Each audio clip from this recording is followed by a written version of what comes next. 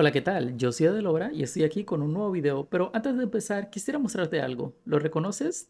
No, ¿cierto? ¿Qué tal si lo acercamos un poco? Ok, un poco más. Ok, un poco más. Listo, ahí está bien. Este pedazo de basura que ves aquí es Typhus. Y sí, ya sé que estarás pensando con solo ver su aspecto, pero te lo advierto, las apariencias engañan.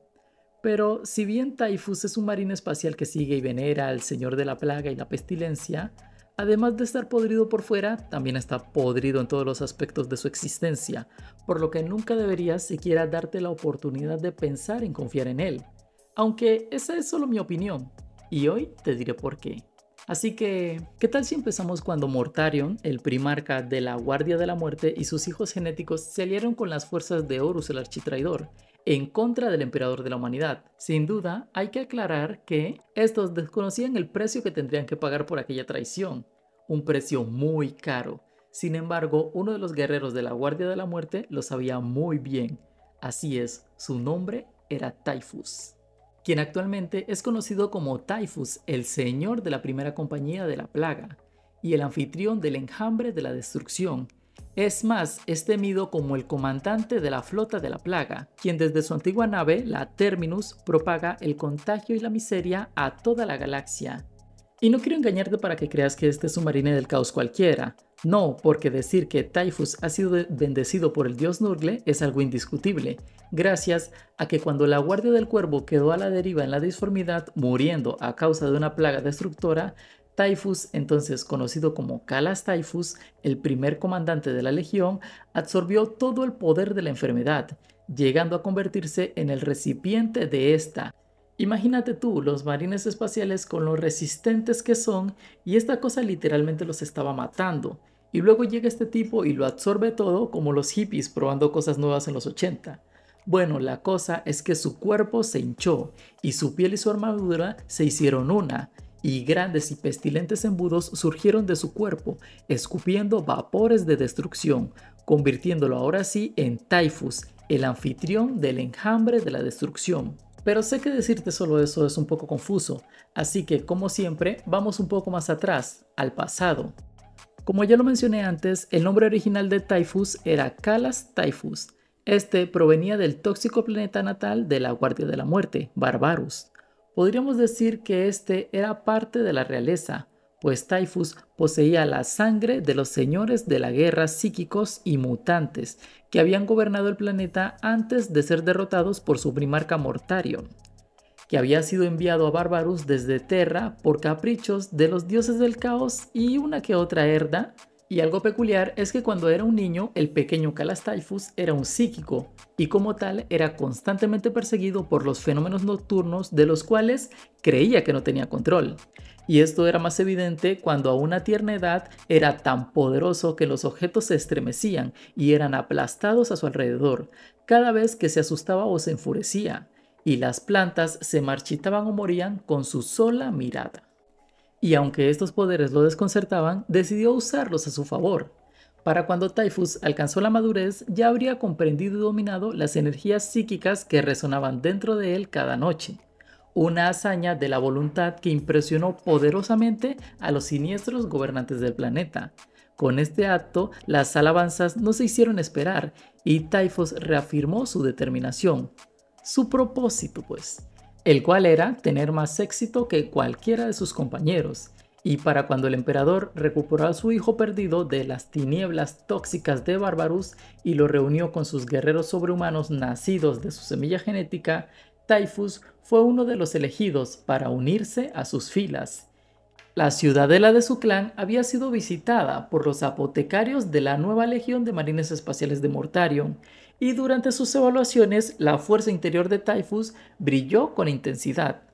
Los procesos esotéricos por los cuales Typhus se convirtió en un miembro de la Guardia de la Muerte se perdieron en su memoria, menos el hecho de que cuando se enteró que su legión rechazaba los poderes mentales, Typhus tuvo que aprender rápidamente a suprimir su potencial psíquico.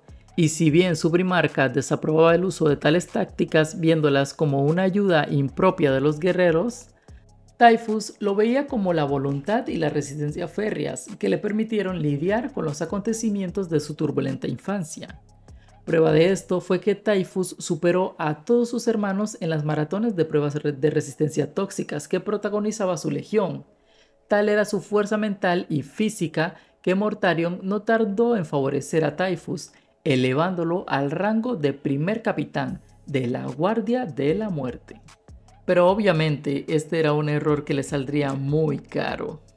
Y tal honor no pasó desapercibido para el guerrero, pues era obvio que si Calas Typhus podría ganarse un puesto tan importante sin hacer uso de sus habilidades ocultas, estaba destinado a la grandeza si cambiaban las circunstancias, y a medida que los mundos errantes de la galaxia eran llevados o sometidos al imperialismo, Typhus se distinguió una y otra vez, convirtiéndose primero en caballero y luego en un rey guerrero, que contribuyó en gran medida al éxito de su legión en la Gran Cruzada. La capacidad de Typhus de ignorar los efectos perjudiciales de las zonas de guerra hostiles y las armas de enemigos por igual lo convirtió en una leyenda. Durante las guerras tribales de Rodrik, donde perdió su arma y recibió un fuerte golpe de masa en la parte lateral de la cabeza, que lo habría matado o habría matado a cualquier hombre que no fuera él, pero en su lugar le condujo a una fría rabia, que lo llevó a masacrar a todos los guerreros tribales de la zona, utilizando simplemente una barra de hierro corta. Este también salvó desinteresadamente la vida de un escuadrón de Hermanas del Silencio sobre Madrigal, arrojándose sobre una granada en mal funcionamiento, recuperándose nada más y nada menos después de menos de una semana, cuando el apotecario le dio luz verde para continuar con su servicio activo una vez más. Incluso la Hermandad de los Sudarios de la Muerte, que eran los 49 guerreros elegidos a dedo y servían como la guardia de honor de élite de Mortarion, quedaron maravillados por la extraordinaria fortaleza de Typhus, aunque ninguno hablaba abiertamente de él. Los guerreros de la Guardia de la Muerte obedecían a Typhus por un sentimiento persistente de miedo y respeto, pero esto no duraría para siempre, pues fue durante una cruzada con los portadores de la palabra, donde Typhus se enteró de un camino diferente para las legiones astartes, un futuro donde las habilidades psíquicas que le costó tanto desarrollar serían una fuente de grandeza, en lugar de un tabú que debería esconderse a plena vista. El más famoso de los capellanes de los portadores de la palabra, así es, una vez más, Erebus, haciendo de las suyas, introdujo a Typhus en los secretos de la Logia de los Siete Pilares. Esta fue una de las logias secretas que habrían comenzado a extenderse por las legiones de los marines espaciales en los últimos días de la Gran Cruzada, y fue durante este tiempo cuando Typhus alcanzó a ver lo que los marines espaciales podrían llegar a ser si se separaban del yugo de las ambiciones del emperador. Lastimosamente, esta también fue la revelación clave que marcó la propia caída de Mortarion al caos, aunque quizás Mortarion, siendo como es, lo hubiera hecho por su propia cuenta, pues de cualquier manera el atormentado primarca vio en Horus un digno maestro, mientras que en el emperador solo vio un egoísta prepotente que le habría supuestamente robado la realeza que duramente se había ganado en un día.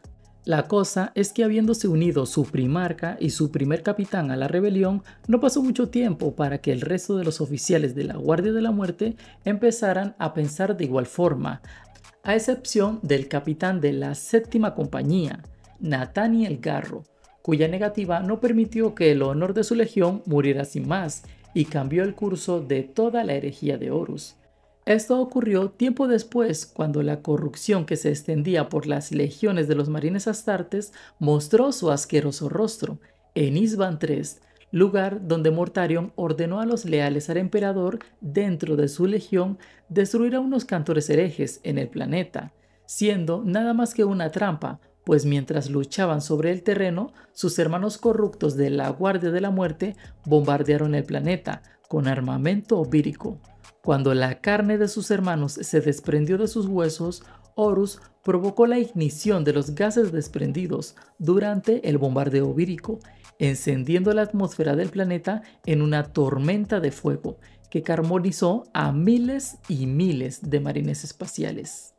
Aún así, a pesar de los esfuerzos por las legiones traidoras bajo el manto de los primarcas traidores, un núcleo de leales sobrevivió, pues el capitán Garrow y un grupo de leales habrían descubierto la traición del Señor de la Guerra antes de que ordenara el Exterminatus. Garrow estaba decidido a huir del sistema Isban y marchar hacia Terra. Sin embargo, al darse cuenta de que algo andaba mal, Typhus abordó el acorazado Terminus y se desplazó a interceptar la pequeña fragata aun cuando no habría recibido órdenes de hacerlo. El comandante Ignatius Golgor, el cual se había infiltrado en la nave de los leales, inició la persecución mientras la nave leal intentaba evadir las armas de su nave. La fragata sufrió graves daños por las masivas baterías de los cañones de la Terminus, pero logró escapar llevando a Garrow y un puñado de las legiones de la Guardia de la Muerte que darían la noticia de la rebelión a Terra. Mientras la herejía de Horus inició, poco a poco dio paso a una guerra a escala galáctica, y cuando Mortarion ordenó a su flota dirigirse a Terra a toda prisa para unirse a las legiones traidoras en la destrucción del falso emperador, no habría notado que para este punto Typhus servía a un solo maestro, y no era su primarca. Primero, Typhus se había ocupado de matar a los navegantes de la flota. Luego tranquilizó a Mortarion, diciéndole que el don que poseía los llevaría a través de la disformidad. Y a pesar de que odiaba la idea de depender de la brujería, Mortarion tenía pocas opciones. Así, la flota de la Guardia de la Muerte se adentró en la disformidad y en el proceso que los condenaría a una eternidad de guerras, como los títeres de un dios antiguo y malicioso. La cosa es que al dirigir a su legión por la disformidad, Typhus la puso al alcance de las garras de su nuevo amo, Nurgle, el señor de la descomposición y la pestilencia. Las entrañas de las mareas disformes son notoriamente inconstantes, pero durante su viaje toda la flota quedó varada. Cuando las naves de guerra se quedaron sin dirección y sin esperanza, la influencia del padre Nurgle comenzó a manifestarse. La Guardia de la Muerte quedó sometida a la terrible infección de la plaga de la destrucción y a la putrefacción de Nurgle, cuando logró infiltrarse, contaminando tanto a las naves como a los guerreros en su interior. Al poco tiempo, las hordas de moscas demoníacas zumbaron un miasma que llenó cada nave de guerra, y en donde sea que mordieran a los desesperados guerreros, la carne se volvió purulenta. El veneno de sus salpicaduras hizo que florecieran cuernos y otras secreciones.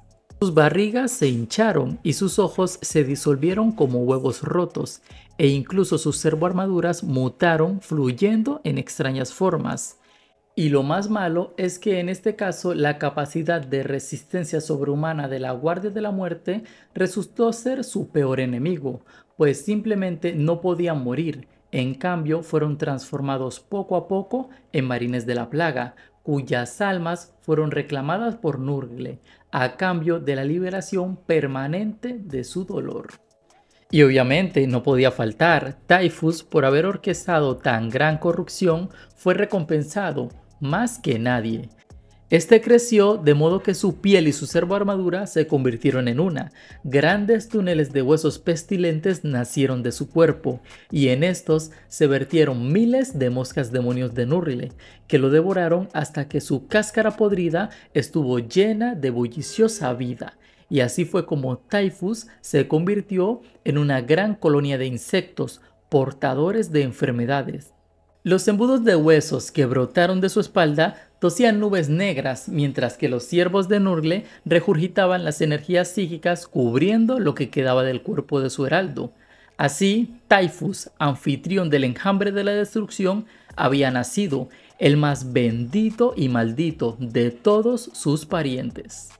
Y aunque al final de la herejía Horus fue derrotado, las legiones traidoras reclamadas por los dioses del caos cambiaron para siempre. Typhus se encontró luchando contra las criaturas más surrealistas que había visto nunca.